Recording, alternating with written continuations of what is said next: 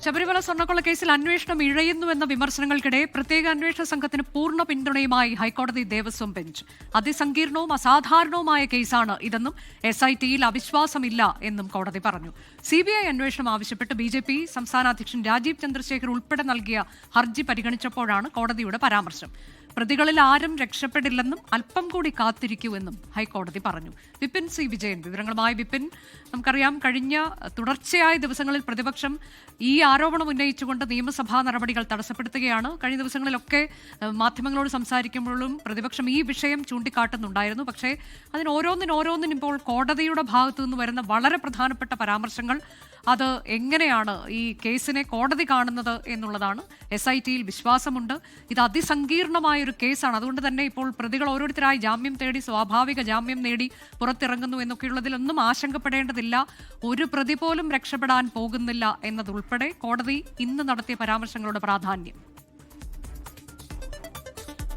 Anuja, Sabarimala സ്വർണ്ണക്കൊള്ളയിൽ SIT അന്വേഷണത്തെ വിമർശിച്ച് അതിൽ വലിയ രീതിയിൽ പ്രതിപക്ഷമൊക്കെ രാഷ്ട്രീയ വിവാദവും വിമർശനങ്ങളും ഉന്നയിക്കുന്ന ഒരു ഘട്ടത്തിൽ SITക്ക് വലിയ രീതിയിലുള്ള ഒരു ആത്മവിശ്വാസം നൽകുന്ന തരത്തിലുള്ള ഒരു നിരീക്ഷണം അത് ഹൈക്കോടതിയുടെ ഭാഗത്ത് നിന്നുണ്ടായിരിക്കുന്നു എന്നുള്ളതാണ് വളരെ പ്രധാനപ്പെട്ട ഒരു കാര്യം. അതിൽ ഈ അന്വേഷണത്തിൽ പൂർണ്ണമായിട്ടുള്ള തൃപ്തി രേഖപ്പെടുത്തുന്നതിനോടൊപ്പം തന്നെ ഒരു പ്രതി പോലും ഇതിൽ നിന്നും രക്ഷപ്പെട്ടു പോകില്ല എന്നുള്ള ഒരു കാര്യം കൂടിയാണ് ഇപ്പോൾ ഹൈക്കോടതി പറഞ്ഞിരിക്കുന്നത്. അതിൽ പ്രധാനമായതും CBI അന്വേഷണം ഈ ശബരിമല സ്വർണ്ണക്കൊള്ളയിൽ വേണമെന്ന് ആവശ്യപ്പെട്ടുകൊണ്ട് BJPയുടെ സംസ്ഥാന അധ്യക്ഷൻ രാജീവ് ചന്ദ്രശേഖർ, വിശ്വ ഹിന്ദു പരിഷത്ത് ഉൾപ്പെടെയുള്ള സംഘടനകളും വ്യക്തികളും ഈ ശബരിമല സ്വർണ്ണക്കൊള്ളയിൽ CBI അന്വേഷണം ആവശ്യപ്പെട്ട് ഹർജി നൽകിയിട്ടുണ്ട്. ഈ ഹർജികൾ പരിഗണിക്കുന്ന ഒരു ഘട്ടത്തിൽ കൂടിയാണ് SITയെ ഇങ്ങനെ പുകഴ്ത്തിക്കൊണ്ട് ആ ഒരു ആത്മവിശ്വാസം പ്രകടിപ്പിച്ചുകൊണ്ടുള്ള ദേവസ്വം ബെഞ്ചിന്റെ നിരീക്ഷണങ്ങൾ വന്നിരിക്കുന്നത്.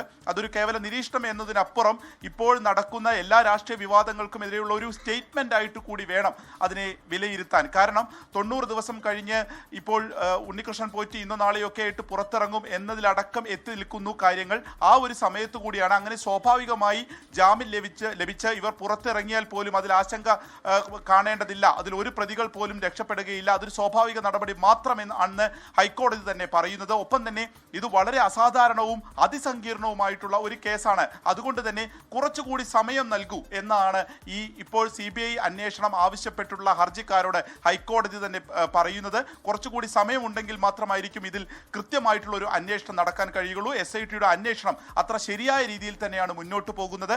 അതുകൊണ്ട് തന്നെ ഇപ്പോൾ ബന്ധപ്പെട്ടിട്ടുള്ള ഒരു CBI അന്വേഷണത്തിലേക്ക് പോകേണ്ടതില്ല എന്നുള്ളത് കൂടി ഈ നിരീക്ഷണത്തിൽ നിന്ന് നമ്മൾ മനസ്സിലാക്കണം. ഒപ്പം ഇപ്പോൾ 90 ദിവസം കഴിഞ്ഞ് ഓരോ പ്രതികൾക്കായി ജാമ്യം ലഭിക്കുന്നതിലെ വലിയ രാഷ്ട്രീയ വിമർശനങ്ങൾ ഉണ്ടാകുമ്പോൾ ഹൈക്കോടതിയുടെ പൂർണ്ണ പിന്തുണ അത് SITക്കൊപ്പമാണ് എന്നത് ഇന്ന് കുറച്ചുകൂടി വ്യക്തമായിരിക്കുന്നു. അപ്പോൾ വരും ദിവസങ്ങളിൽ ഒരു പക്ഷേ ഇനി ഇടക്കാല റിപ്പോർട്ട് വരുമ്പോൾ കൂടുതൽ ഇതുമായി ബന്ധപ്പെട്ടിട്ടുള്ള ഉത്തരവിൽ ഉണ്ടാകും എന്നുള്ളത് കൂടി നമുക്ക് കാണാം.